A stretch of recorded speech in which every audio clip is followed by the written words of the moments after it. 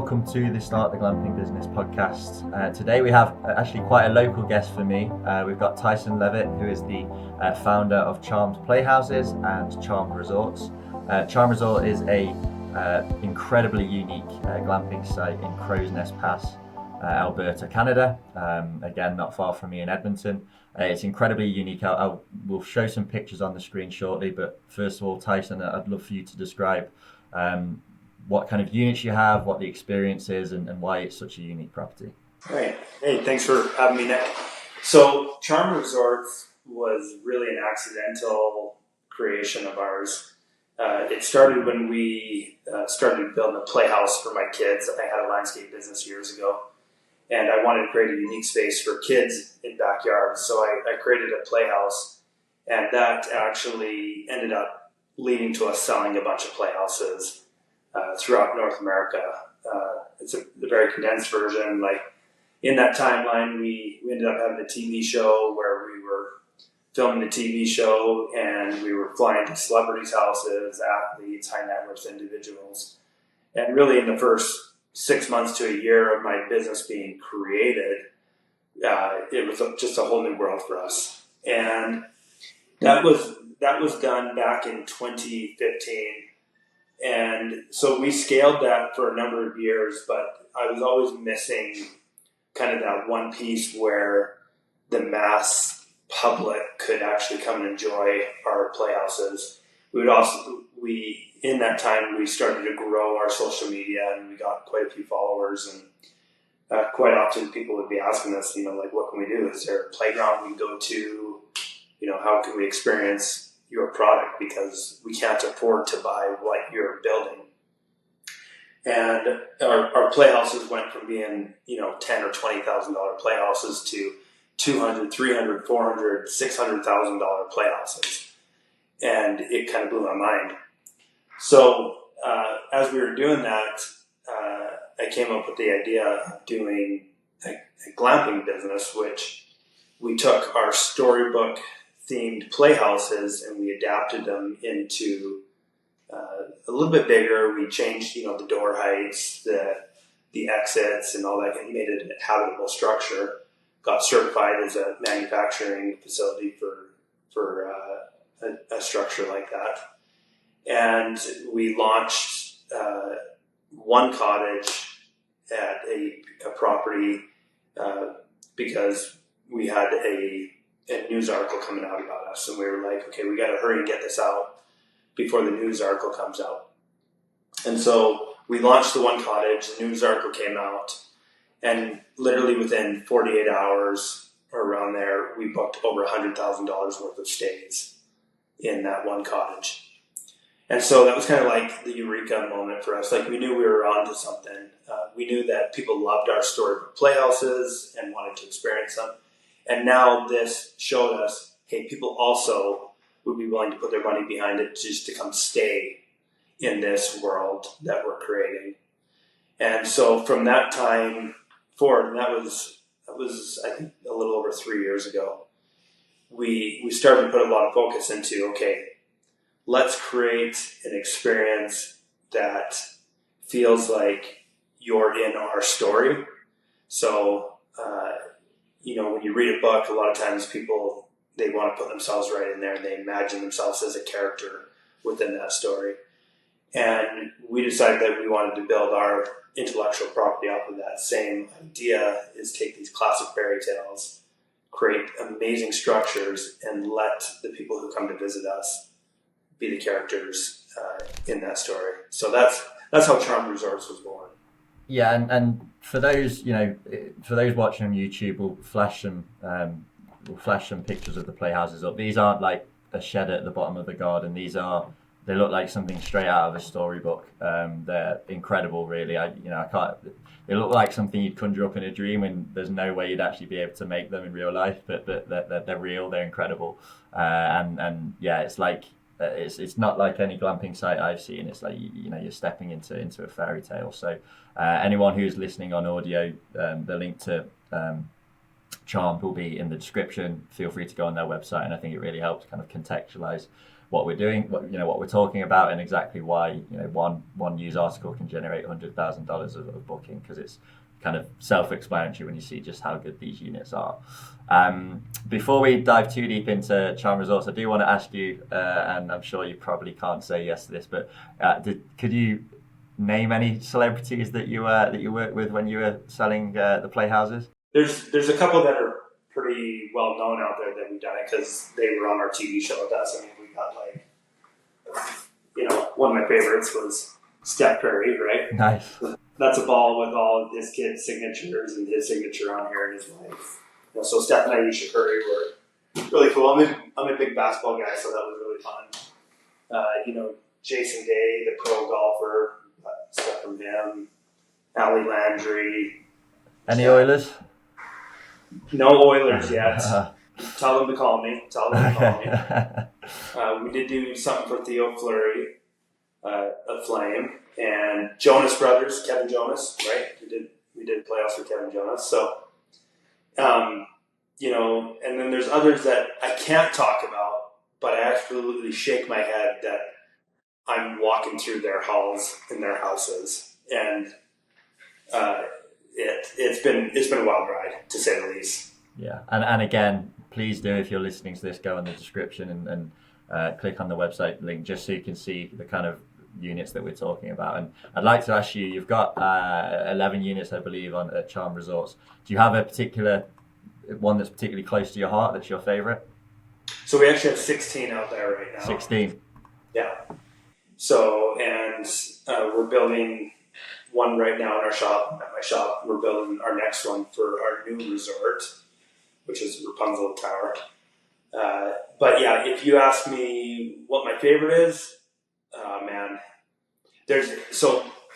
and this isn't me just saying it, but there is something in each of those cottages that I currently have that I absolutely love, and that I try to recreate the magic with it. Like, overall, probably my favorite is Beast Castle, because it's just so moody and unique in its structure. It looks like a castle. It's really dark. It's got a beautiful wooden door on the front. It's got a hidden bunk room behind a bookshelf. It's got a custom fireplace that we started from scratch. 2 spiral staircases that we fabricated from scratch and designed that have roses, in the actual treads. It's just a very detailed cottage. It's got a deck off the top that's got a turret on it, right? It's just got lots of really cool things on it. So that's one of my favorite. The Hook's pirate ship. I mean, every kid loves a ship, right? So Hook's pirate ship was really cool for me. Although for my next version of it, I've got big ideas of what I want to do with it. Huntsman's Hut, which is our latest cottage that we just built, is really big and roomy, and it's got a grand table inside, and it's got a slide off the deck. It's just got lots of cool things about it too. So I got lots of favorites. Right? Yeah. Is there one that's a particular bestseller? So that would be Rapunzel's is one of our top sellers. That's kind of what I started my company with. I built a Rapunzel Tower, and everything blew from that. Went off from that, and then same with my resorts. It was one of the first I built. So Rapunzel Tower would be one of the most favorite. The Lost Boys from Peter Pan, their treehouse is really popular. Wendy's Townhouse is really popular. Beast is really popular. Hooks is really popular. So I think they're all really popular. Yeah. That's kind of the unique proposal with my business, is that it does this to people because we don't have the same build time and time again. You come and you think you want to experience one cottage. Meanwhile, you see the kids and the families playing over in the other one, and you're like, holy cow, that one looks really cool. I wish I had that one. So then what do? You book another visit to go stay in that other cottage. And we get tons of rebookings because it's a new experience every time they come if they pick a different different room. Yeah, we quite often talk about the importance of mixing up your unit configurations for that purpose. So they'll come and stay, they'll see some of the other units on site, and they'll book again. But I think you've taken it to a new level, just because most of the time we're talking about modular units sourced from a couple of different manufacturers, whereas this is bespoke every single time, which obviously has its complications and additional cost. But when you're an actual builder like yourself and you're creating these units, then I think it's the perfect example of doing that, and it really kind of proves that point. I'd be interested in just going backwards a little bit. When you decided to take this into the concept of a resort, starting with the first unit, did you own the land already? Did you go out and look for the land? How did that process look? No, we actually just leased the land because I started my resorts with $0. I don't recommend that. Don't go do that, because building a resort is not cheap, right? Somehow, we've been able to get through it and go build millions of dollars worth of assets on our property. But we started pretty lean when we started. What kind of cost do these units come in at for building? My cheapest unit was my first unit, and that was before COVID, when everything spiked. I spent about 80 to 100 grand on that one. Now my units don't come in less than 250. So we're 250. We have some that we built that cost us over $400,000. And I know a lot of people's jaws are probably dropping with that. And that's fine. If people don't want to go spend that much money on a unique accommodation, that's okay. We found a niche with it where people are willing to pay a premium to come stay in our cottages, because we do put that extra time and effort and craftsmanship into each and every build that we do. Yeah, I mean, that it's obvious that it is worth the extra cost with your units, just because of how unique they are and how popular they are and how quickly I imagine that those costs are repaid. And also, $250,000 sounds a lot, but if there are some more expensive unique units that you can buy modular, but you add decks and interiors and all of that on, then that can get not far off that price range anyway. So for what you're adding, I think it makes complete sense.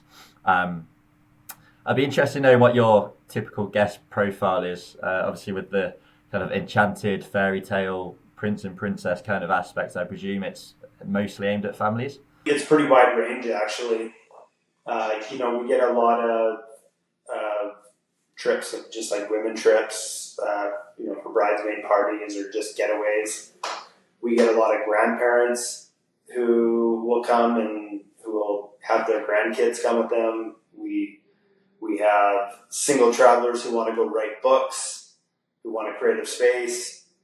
Obviously, a lot of families would be our biggest demographic, young families. But really, we do have a wide range. I would say the only thing we really don't have is like single males showing up and staying in our cottages, right? Yeah. Aside from that, which, I mean, I wouldn't. I think they should come. I mean, it would be cool for a guy to go stay in a hook ship.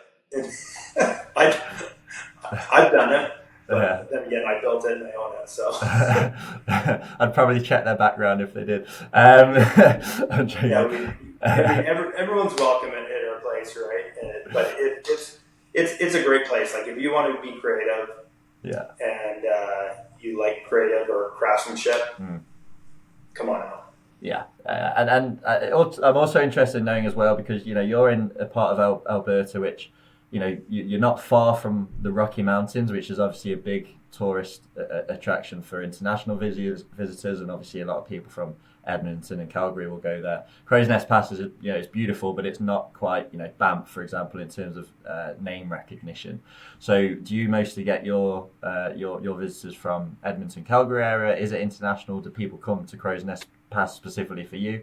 I'd be interested in knowing the guest profile on that side of things. So that's another unique proposition with our company. I was very worried that we were going to be able to keep these cottages full, but I had to go with what I was familiar with, what was close to where our manufacturing is, and close to where I live. and what was available at the time. The Crowsnest Pass is a beautiful place. It is in the Rocky Mountains, but it is not your typical tourist destination yet. I do believe that it will become a major tourist destination someday, because like Banff and Canmore and all that is kind of busting the seams. So it will be a major destination someday. Now, our client demographics, like, they come from all over, and I've been absolutely blown away with this. And it's partly because we have a very strong social media presence. We have over a million social media followers, and we've shown this journey the whole way through. So if you wanted to come to know who our company is and our journey, you could go through years and years of posts. We've been around about 10 years now. So we literally have had people from Australia, from Japan, from Texas, from Seattle, from Florida, obviously a lot of people from Calgary, a lot of people from Edmonton, a lot of people from Saskatoon. But we've had people come from all over the world, and we ask them often, like, hey, how did you hear about us? And did you come to Alberta for us or like for something else? And, in my mind, I'm like, you come for Banff, right? Like, if you're coming to Alberta, you're coming to Banff, and cool, Charmed Resorts there, we'll try that out. No, but a lot of times they come for us, and then they'll go to Banff. And it's really surprised me, because like, I love our resort, but our resort is nowhere near where I want it to be someday. And it just was another testament of, when you put your heart and your soul into the craftsmanship of each of these builds, it will draw people in, and they'll be willing to come spend their hard-earned dollars for your resort. Hello. If you're a regular listener, you'll know all about Posh Outdoors by now. If you don't, my first question is, where on earth have you been? But for those who don't know, it's our brand new glamping startup that is rolling out luxury glamping developments all across the US and Canada, starting in the beautiful Rocky Mountains.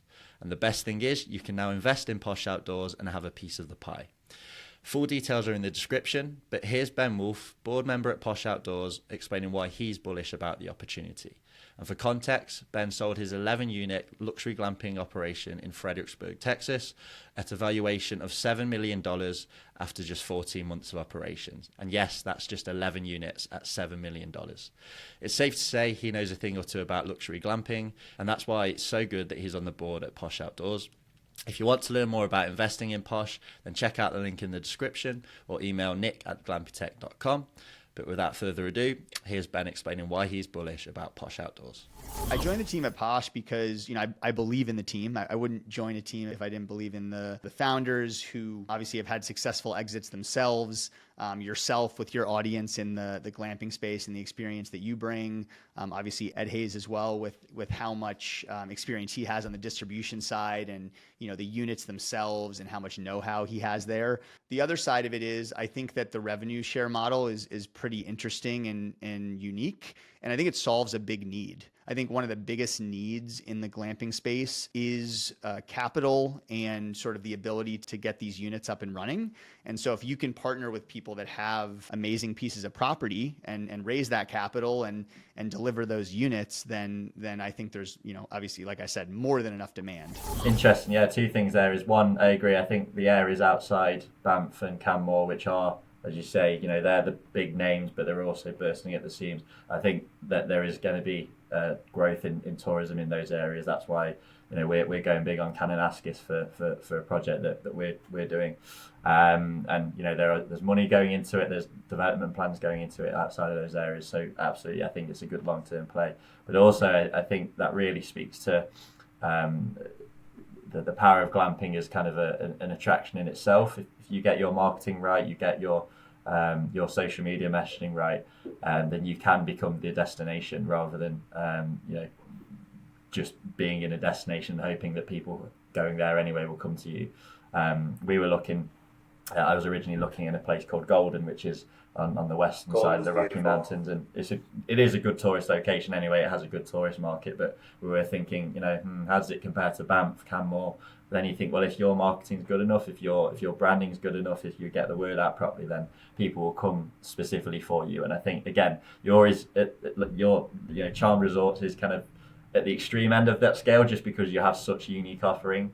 But also, I think any pretty good glamping site with good marketing can become a destination in itself, and maybe not quite, people from Sydney coming to Canada just for that, but on a smaller scale, I absolutely think that's possible. And again, it speaks to the importance of marketing, which leads me nicely on to my next question, which is, you have over 800,000 followers on TikTok. You have obviously a lot on Instagram as well.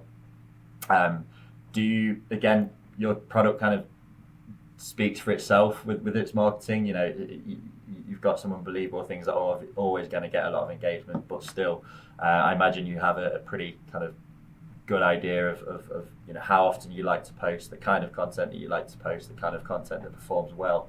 So I'd be interested in knowing a little bit more about your social media strategy and how that's worked. Well, I think a social media strategy changes from year to year and even month to month.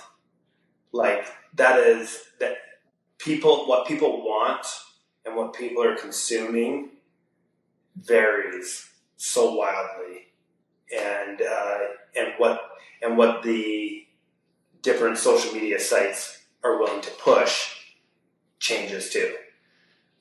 Ultimately, they want the most eyeballs on their site. They don't want people to leave their site, and they want people to be consuming content so that they can, create revenue from their site for themselves, right? Whether it's TikTok, Instagram, Facebook, wherever it is.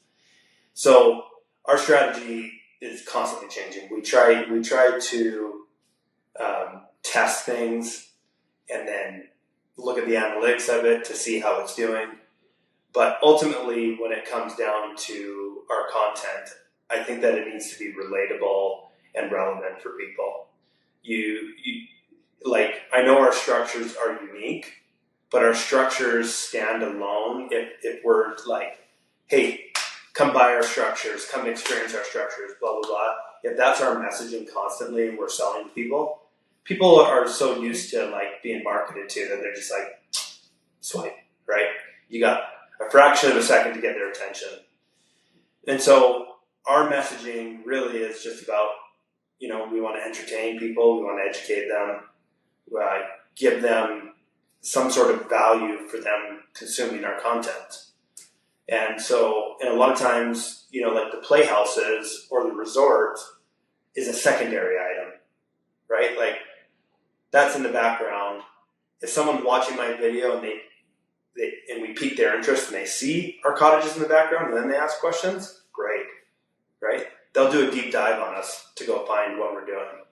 So I would say that, selling our structure is not the top priority.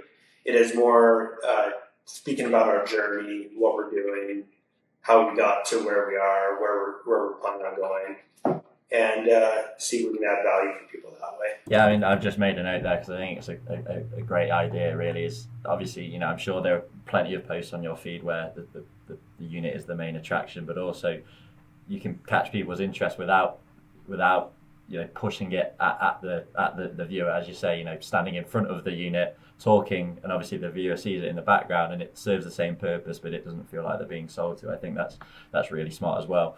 The kind of holy grail of marketing that every marketer wants to achieve is virality. I'm sure a single viral post can have a massive effect on bookings. Very early on in the podcast, we spoke to a guy Alex Burkett, who generated $70,000 worth of bookings from one social media post that went viral.